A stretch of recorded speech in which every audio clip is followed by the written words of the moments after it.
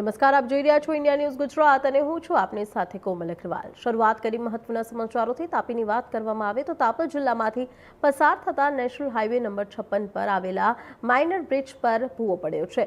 વાપીથી શામળાજીને જોડતા national highway number 56 પર નવા બનેલા માઇનોર બ્રિજ પર પહેલા વરસાદે ભૂવો પડ્યો છે। ડોલવડ તાલુકાના ગળત ગામ પાસેથી પસાર થતા હાઈવે પર ભૂવો પડ્યો છે। નવા બનેલા માઇનોર બ્રિજ પર પહેલા વરસાદે જ ભૂવો પડતા ભ્રષ્ટાચારની પોલ ખુલી છે। પ્રથમ વરસાદે નવા બનેલા એપ્રોચની બંને બાજુ પડ્યા મસમોટા ભૂવા। નેશનલ હાઈવે પર આવેલા નવા માઇનોર બ્રિજ પર પડેલા ભૂવાને લઈને નેશનલ હાઈવેની કામગીરી પર અનેકો સવાલો પણ ઊભા થઈ રહ્યા છે।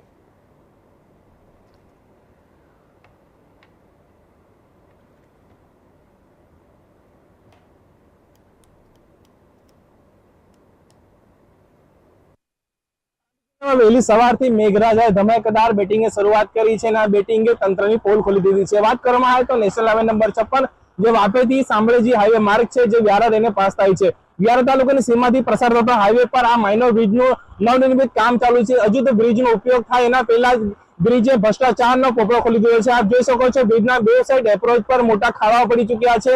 આ ભૂવાના કારણે મોટો અકસ્માત પણ થઈ શકે છે। દ્રશ્યમાં તમે જોઈ શકો છો આ માર્ગ પર મોટા ભૂવા પડ્યા છે। મોટા ભરકમ વાહનો પણ પ્રસાર થઈ રહ્યા છે। હજુ આ ભૂવા પડ્યા છે, તંત્રને કોઈ જાતની જાણ નથી, પરંતુ તંત્ર જાણે આપણે મોટો અકસ્માતની રાહ જોઈ રહ્યું એ રીતના દ્રશ્યો પણ દેખાઈ રહ્યા છે। માર્ગ પર કોઈ જાતની અહીંયા પ્રોટેક્શન વોલ નથી મૂકવામાં આવી, કોઈ જાતનું બેરિકેડ નથી મૂકવામાં આવ્યું ને અહીંથી વાહનો પ્રસાર થઈ રહ્યા છે। ત્યારે સવાલ ઉભો થાય છે કે હજુ તો નવનિર્મિત જે બ્રિજ છે આ બ્રિજ હજુ લોકો ઉપયોગ કરે એના પહેલા મોટા ભૂવા પડી ગયા છે। ત્યારે ખબર પડે છે કે તંત્ર